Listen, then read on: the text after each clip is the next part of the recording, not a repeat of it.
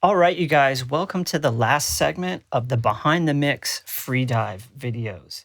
In the last video, we talked all about the whirlpool and all that stuff that was happening in the middle that was improvised, that ended up dictating the melodies and chord progressions that happened in the end of the song. And that's where we are here. Before we go into the full mix and I show you all the epic stuff at the end of this track, I wanted to show you a couple techniques that I use using subharmonic synthesizers.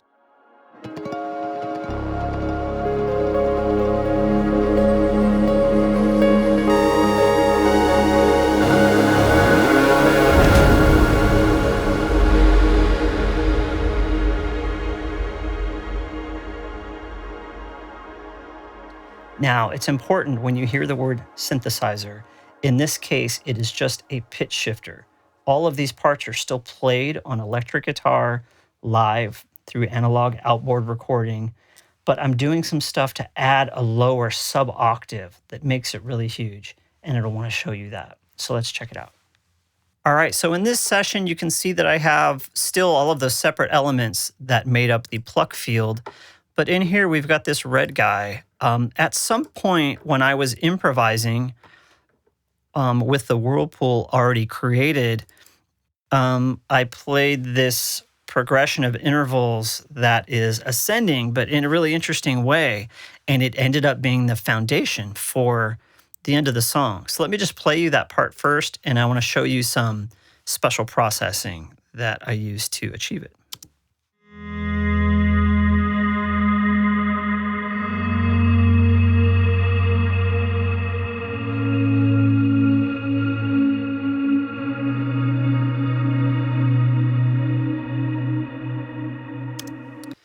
So that is one phrase that I played on guitar that is really just a series of 4 intervals using one low note and one higher note that are ascending.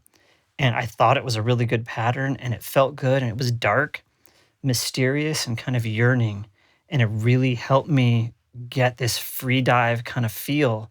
And if there's any track on Rune that has that feeling of beautiful space and peace, but also the presence of danger that is in the ocean, it is free dive. This is the most questioning track, the most murky and mysterious, and at times the most aggressive. So I guess it's fitting. But I want to show you how I took this phrase and using a subharmonic synthesizer made it just massive. So check this out. So this phrase I just played for you did not have the subharmonic synthesizer on it. In this case, I'm using a plugin from Waves called Low Air. This is a great plugin that is sort of misrepresented, but what this does is let you add a sub-octave based on the material that's coming in. So I'm going to turn this on and let you hear what it's doing now.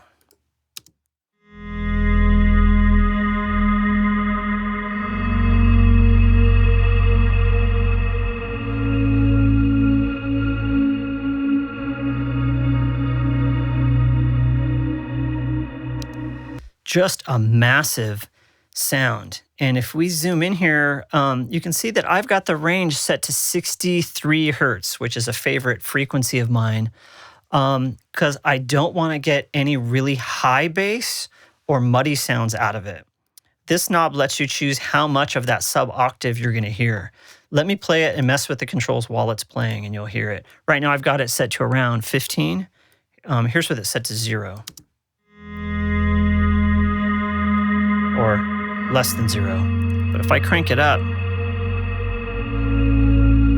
there's a massive subharmonic that's based on the lower notes of this chord. And this is a plugin I've used several times in post-production to get that sort of presence of bass that I love so much.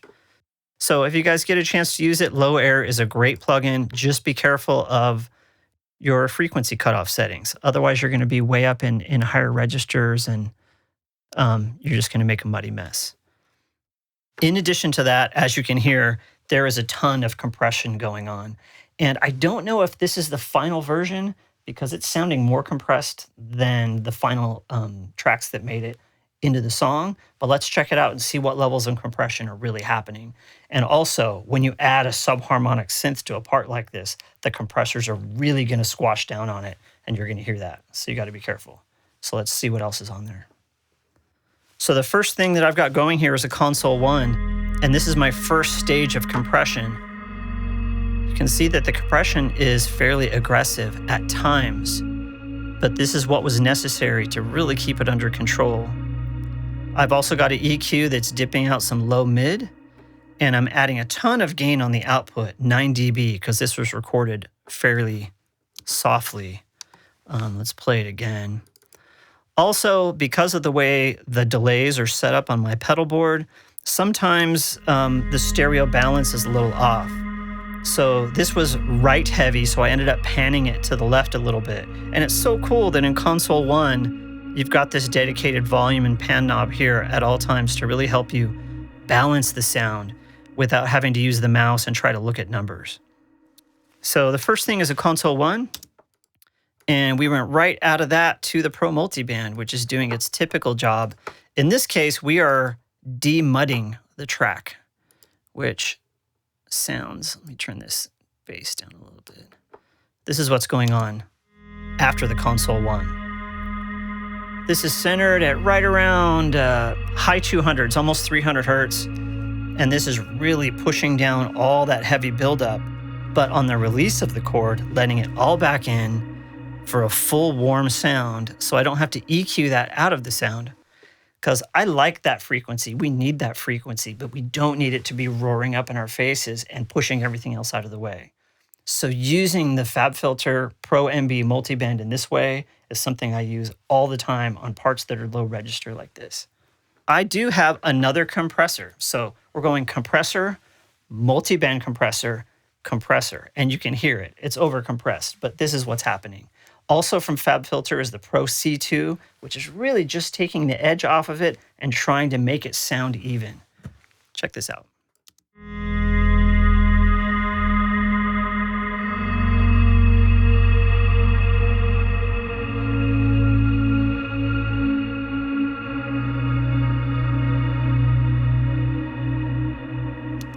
So isolated like this, you really hear it compressing. I really think most of what we're hearing is happening in the console 1.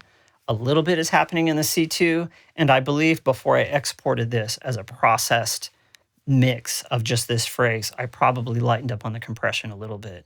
But it's got to be compressed and know its place to be able to support the mix. And as you're going to see when we go into the full mix session, there is a full-on bass guitar behind this and under it holding down the low notes. So having space is really important. So because I had so much low frequencies being created by the subharmonic synthesizer, the Waves Low Air, I really wanted to finalize this chunk of audio by making sure that all of the sub-bass frequencies were in mono. This is very important. In playback systems, bass and sub-bass is mono. It can't be stereo. And if it is stereo, it's going to cause havoc in anyone with a decent home theater with subwoofers and stuff like that. So what I have is the Brainworks BX Digital V3. This is a very complex EQ that can EQ the center versus the side stereo information separately. All I'm using this for in this instance is one little knob, and it's called Mono Maker. You can see it right here. I've got it set to 87 hertz. So anything below 87 hertz is being completely summed to mono. So oftentimes I will create a phrase like this and bring it into my big session and forget to do this. And I won't remember later on to do it. And even though I'm not mastering, I don't want to hand a big mix to a mastering engineer that has subsonic stereo information because it's a mess and it's a problem. So the BX Digital V3, just using the Mono Maker knob is a great way to fix that. It's a lot of processing power to do something so simple. I wish that Brainworks made a plugin that was the Mono Maker plugin, and that's all it did is add a knob. That would be cool. Somebody needs to make that. So the only other thing I want to show you here before we go to the mix session is this last little guy. I had a feeling that at some point when I stopped repeating this phrase and ended the song, I would need a resolve chord. And that is what is done here. But I did not put the subharmonic synth on it because I had a feeling that things were going to be really huge by that time. Sounds like this.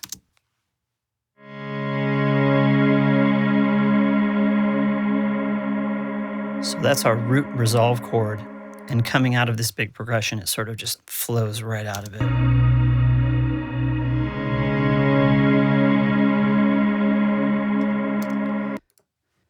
So this progression of these 4 chords became the basis for everything that happens in the third act. So I'm going to open up the mix session and show you the bass, all of the melody, all of the fifths, swells, and all this cool stuff that's happening that makes the final act of the song. Here we go. So this is the full mix session for Freedive. You can see all of our 5 members of that pluck field that we covered in video 1. This guy here is the whirlpool printed, meaning that I took the results of the whirlpool as it slowly built up and became something amazing, and bounced it down as one stereo track and brought it into my session. I'm not going to go super deep because there is automation and things happening in different places.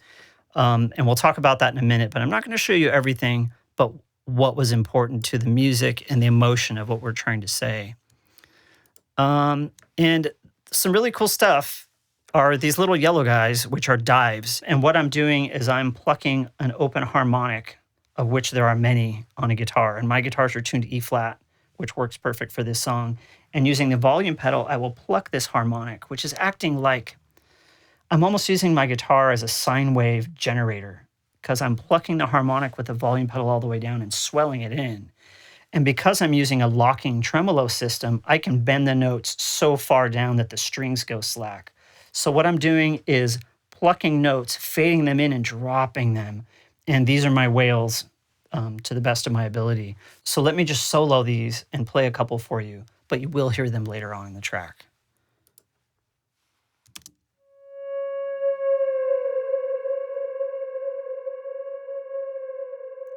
And I've got a really long delay on there because at this point in the track, there's a lot of stuff going on. Massive stereo information, full-on ambience, the entire pluck field, all of the whirlpool, everything is just rocking in there and trying to get along. So when one of these whale sounds come in, I really want it to echo out synchronous to the rhythm and the music. Here's another one. That one's lower and faster. That first one was kind of Blade Runner-y, I think. That's just me. I think my influence is showing. So there's a lot of those in there, which is really cool. There's one sound that I needed. There was a transition point in the second act of the song where I wanted a big percussive sound. In the other music that I do, including the album I'm working on right now, I would use some giant sample like a gong or something like that. But I told myself this whole record was going to be made with guitar sounds. So I experimented just slapping the guitar above the pickups until I got the right sound. And one of those is that gong sound that's in this transition. And by itself, it sounds like this.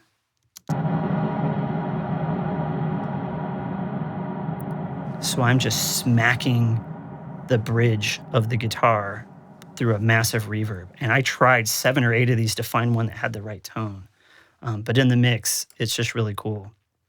Let's talk about a couple other elements. Let's go in here and look at my bass and let's hear it. Now, I will preface to say that this bass guitar sound was processed to fit in the mix and to do its job to fill that body and be sustained, but also so you can hear it. So hearing it by itself, it's going to sound a little aggressive, but in the mix, it does its job perfectly.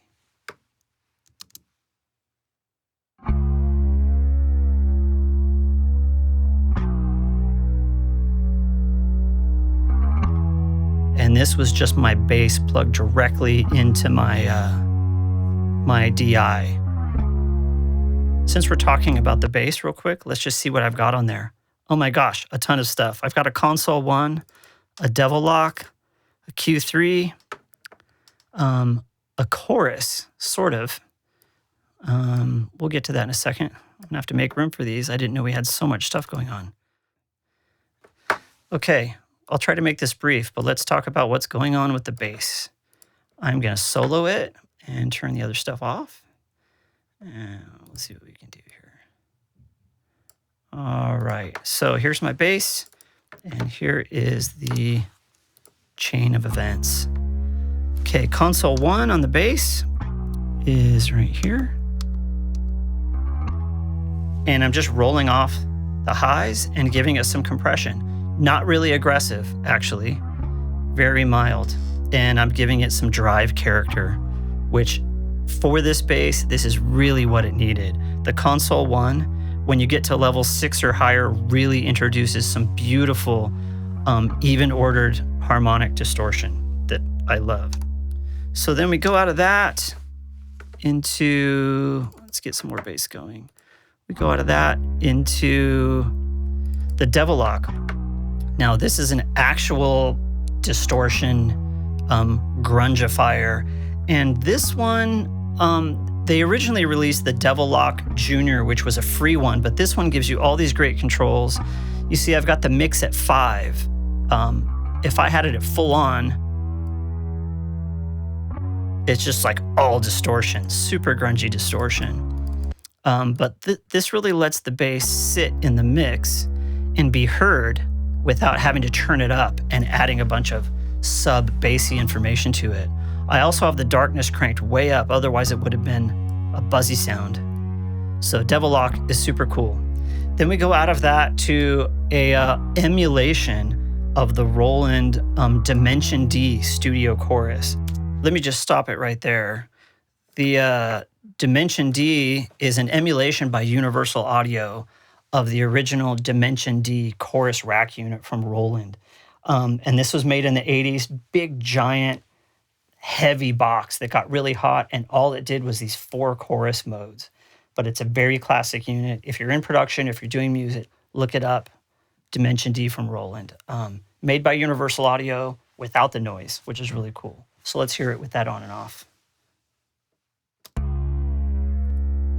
So without it, it is full, but it is very flat, 2-dimensional.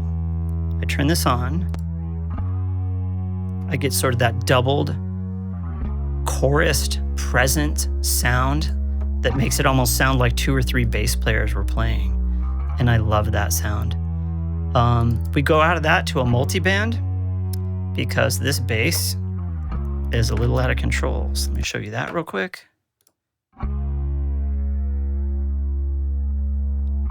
So it's really pushing down that 200 hertz. And you can see that I've got a really aggressive high-end thing going on because of when you put your fingers on the bass and you get that clicky sound. I didn't want that coming through the mix. So you'll see it get squashed down here and also in the mid-range. And after that, we go to one more EQ because I was having some issues, obviously, in this area. And when you hear the rest of the mix, you'll see how being right at around 200 hertz was really challenging some of the other parts. So anyway, let me close that stuff up. That's my bass. Let's go into some of the more crazy stuff that makes up the end part of the song here. Here we go. So, okay, this is something cool to talk about. And these are very subtle in the mix. One of my favorite reverb pedals is the Big Sky from Strymon. And there was a model that does some clouding and pitch shifting.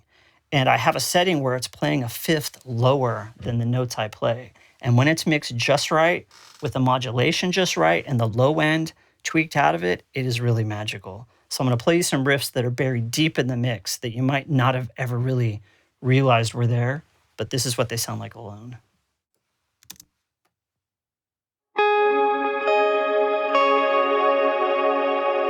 And that is the signature 3-note riff that begins the main progression. And you don't hear that there's all these 5ths underneath it because of how thick the orchestration is. I love that sound. And it's so dreamy. I'm sure I have a shimmer on it and all kinds of delay, but that's really cool. So let's just turn everything on so you can hear at this moment what happens. When the bass comes in and we get our 3 notes, let's check it out. Here we go.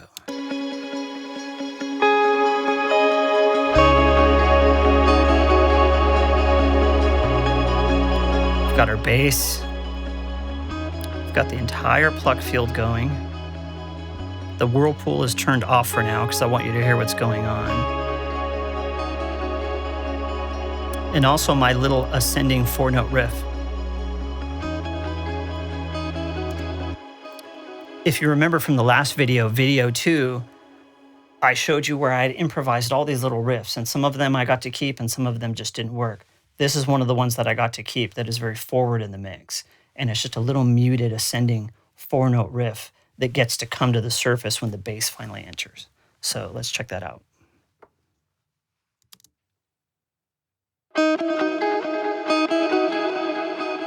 I love that.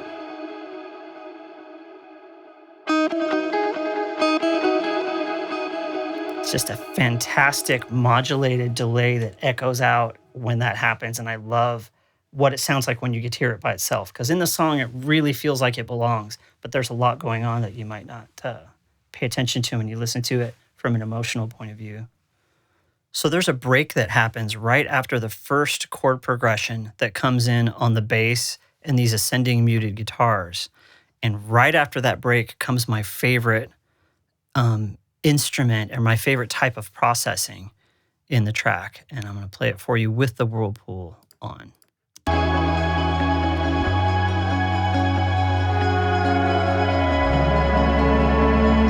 So this is the break, the bridge.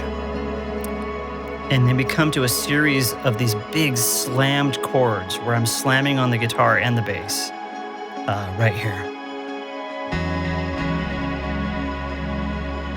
There's one of the falls.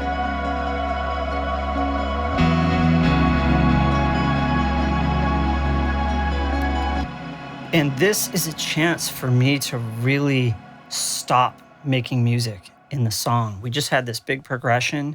We came to a dark place, and now we just want to sit there and pound on the guitar. And we're just sitting on the root.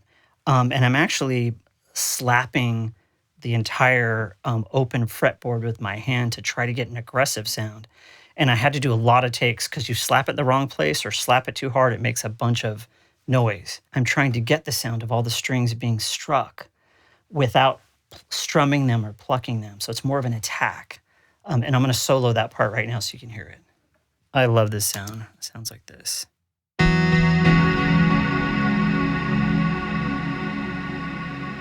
My favorite thing in the whole track, that sound right there. Super, super cool. I love the way the reverb tail just flies out at the end of each phrase. It almost takes up a bunch of room on its own. So here's the bass and the guitar together. And the bass is just sustaining like forever. I love it. Bass by itself sounds like this. So I love these slapped chords. I'm going to play just the last two of them and then listen to how the whirlpool hits this one high shining note right before we go into this next part. And the guy in red is actually the melody in all of the riffs. And these were all played in that previous session where I was improvising. So let's just play this section.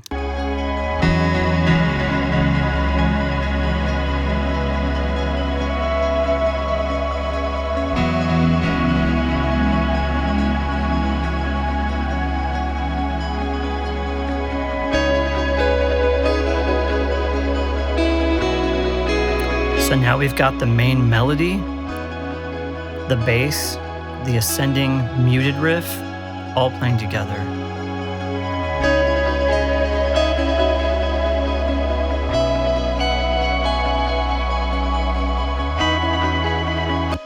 Now I wanted the very last riff of this melody to be really dramatic. I wanted to play these three notes and have it echo into infinity and just be really loud and ominous. But I couldn't do that by just having it part of the previous phrase. So I played those last three notes separately and put it through a massive tape delay. And I'm going to show you that briefly right here. So this phrase right here are those last three notes. And you're going to see that I've got some automation here going to a crazy delay, and I'm just turning up the mix of that delay. Let's find it, 1 second. here's the delay in question. This is a hi-fi tape delay, and I've got the feedback at 96%.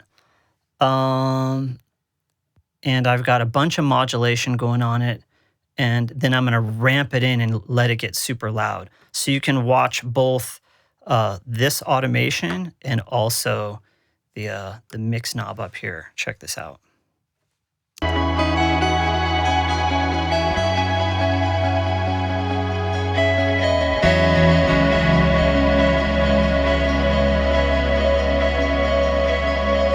So you can see the mix is increasing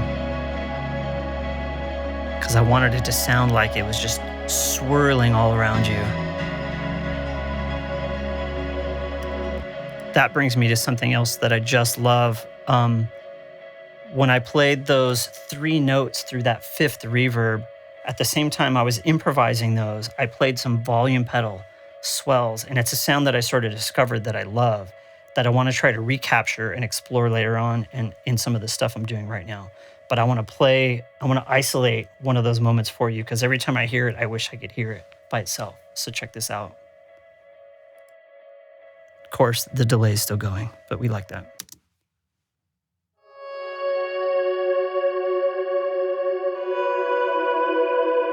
I absolutely love whatever is happening right there. And I honestly barely remember exactly what the settings were, but this is a sound I want to try to recapture and use in some stuff I'm working on right now.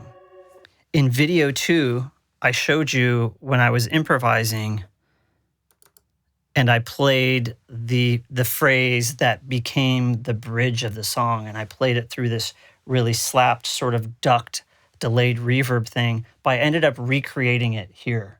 I loved it so much, but I didn't have the clarity, so I played the low notes in one take and the higher notes on another take and did some special processing, which is right here.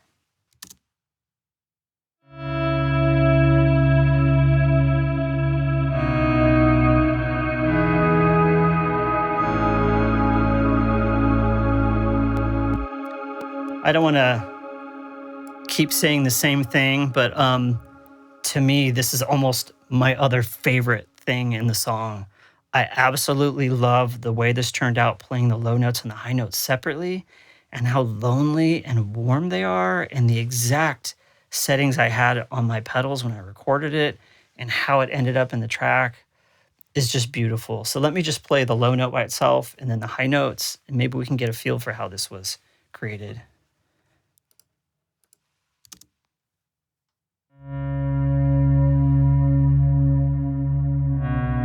So that's the low note on my guitar with the subharmonic synth put in there just a little bit.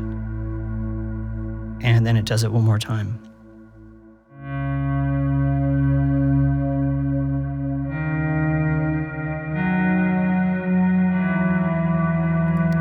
And then the high part by itself sounds like this.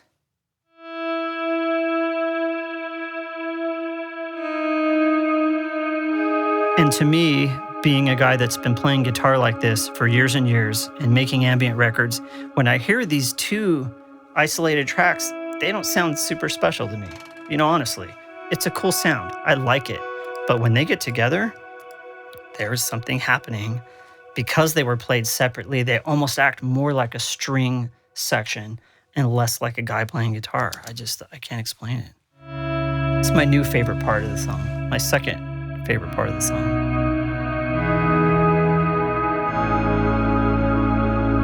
It just lets go right there and it waits, comes back. Just too cool. I love that. So that is the bridge. That is the little bit of music that gets us to the end where we change progressions. And there's a lot going on here. At this point in the video, I'm not going to go super deep. I'm just going to solo and reveal some parts and then let you hear it all together, because this is really where the song became itself. So right after the bridge, with everyone turned on, let me make sure everybody's on. This is what we get. It's kind of an arrival.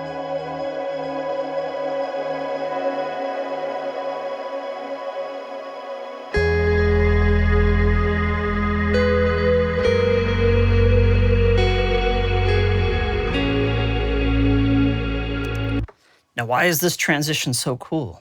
Why does it sound so beautiful? Why am I pulled into the mix? Why am I so interested?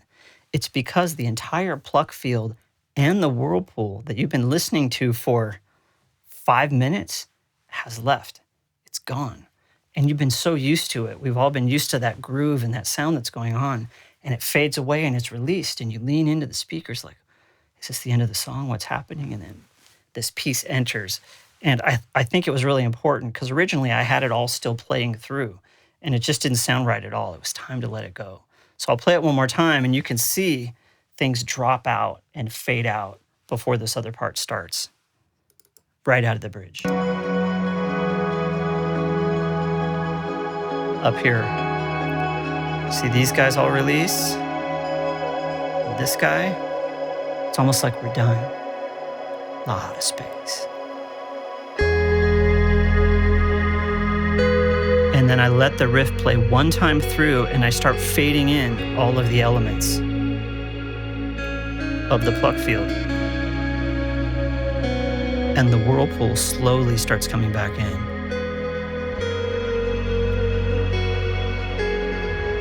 And there's one more element that you guys haven't heard yet that you may have never even noticed was in the track. And it starts right here. I had the instinct to put something rhythmic in here that was playing on the quarter notes. And there's so much music going on in the bass, in the middle, in the space, in the high end, percussive, everything. There really wasn't room for anything. And like everything on Rune, this song had to be completely made from guitar. I played this one high note really sharply to make it almost sound like a ride cymbal. And I'll let you hear that by itself right now.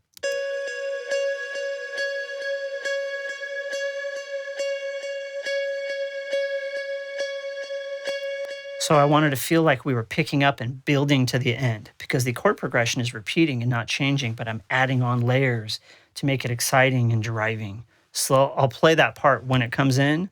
There's one harmonic fall that happens right as it begins.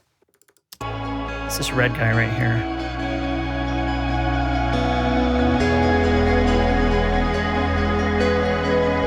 So there's this pulse that's happening that's really grooving us along, but it's in the high end and it's musical.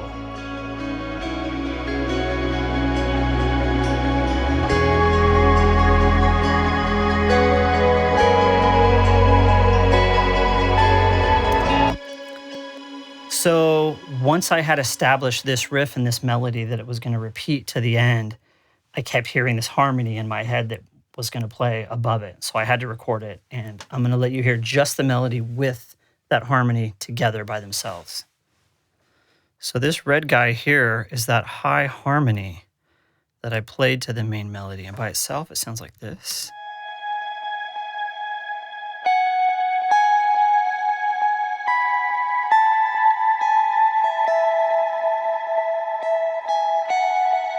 And I love how dreamy this is. This one high harmony sounds like it's completely drenched and it's totally underwater. And I had to fade in the beginning because this was all recorded in a live improvised session. So I'm just using parts of it that were magical. So it really is an answer to the main melody riff of the song. So together they sound like this.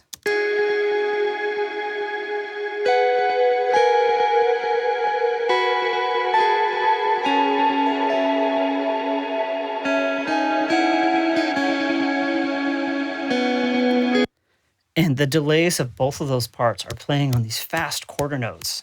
Remember, we're at 138 BPM, so they're just cruising right along, not making a mess, not doing a bunch of multi-tap stereo stuff, because the pluck field is doing all that already. There's one other thing that I've done in this song for the first time. It's something I've messed with but never put on a record, and it's definitely in Freedive.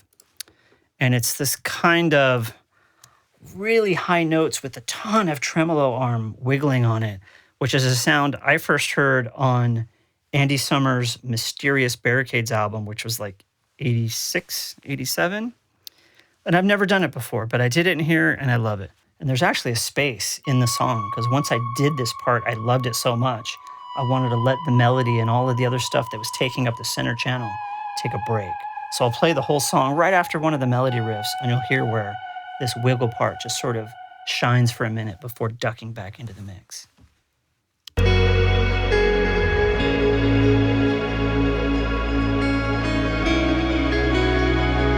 right here.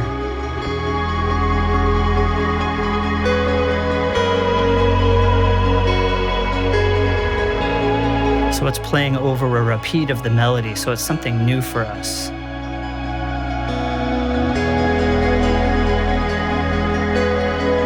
And then our little percussive sort of ride sound comes in. The whole end is just building up and ramping up. And then we get our high harmony answer riff.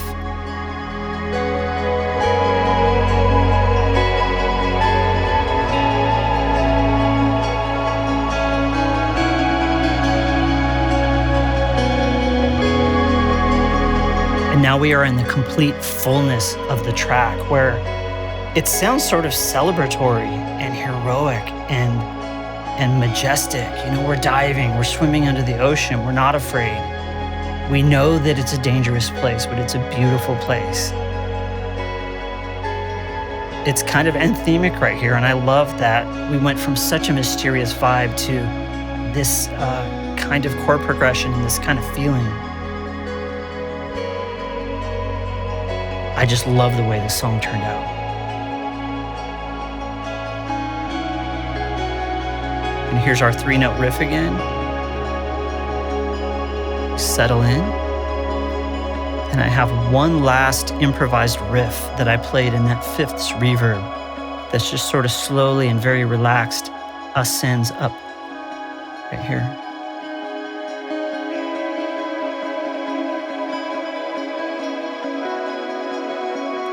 And then everyone stops on one note and just lets go with that glorious reverb tail from everybody. I just love how it came together. This whole track sort of came together cosmically. There was a little bit of premeditation, but there was a lot of improvisation and a lot of happy accidents, and things just clicked. So one thing that still always grabs my attention whenever I hear this, especially the end of the track, is what the whirlpool is doing. And I think the whirlpool becomes so much part of your subconscious that you don't listen to it. And that's the whirlpool's job. You're not supposed to listen to all the stuff that it's doing. But there's these moments towards the end where you really hear it doing some beautiful stuff that collides with the bass progression and the chord progression and all the riffs in such a way that's really beautiful. So I'm just going to play the very end again and reveal a little bit of that whirlpool before we end the video.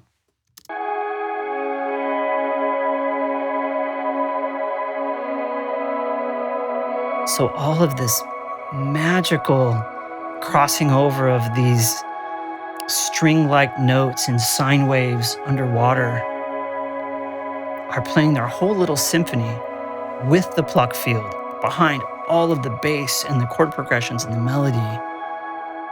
And it's such an important part of it. If you turn this off and listen to the track, you'll hear what I mean.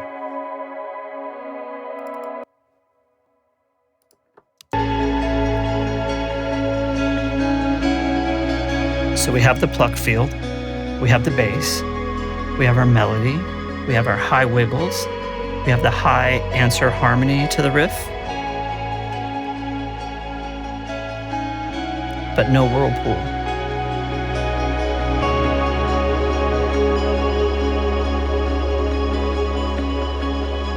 So it's beautiful, but it's missing all of the magic and the music and this string choir-like sound that the whirlpool provided. It's just so cool to turn it on and off and really hear what it's contributing to the track. Anyway, that's enough. It's been a long one. So that is Behind the Mix, Free Dive. And this was the last segment. Thank you so much for hanging out and watching all 3 of these Behind the Mix Free Dive videos. If you like what you're seeing, please let me know by leaving some comments. I read all the comments. I try to answer them. If you're subscribed, thank you. If you're not, please subscribe to my channel and you will be notified when these things are posted. As you saw in the other two videos, there was an entire video of just all the guitar parts for free dive. And if you'd like to watch that entire video showing all the guitar parts, just click the link at the end of this video. Thank you so much again, and we'll catch you next time.